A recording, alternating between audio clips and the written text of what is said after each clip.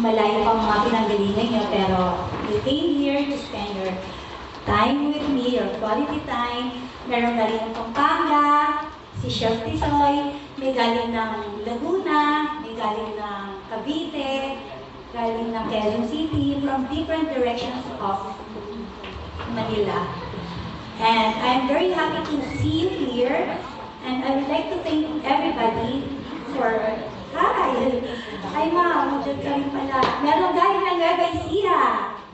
So, nagpapasalamat po ako for spending your time with me here.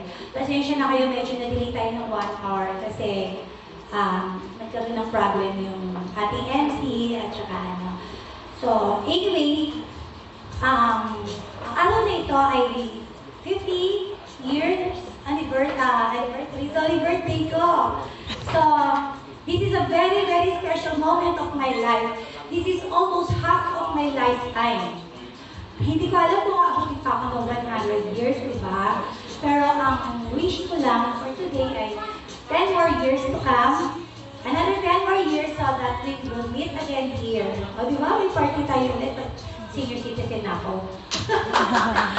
And then, yun lang.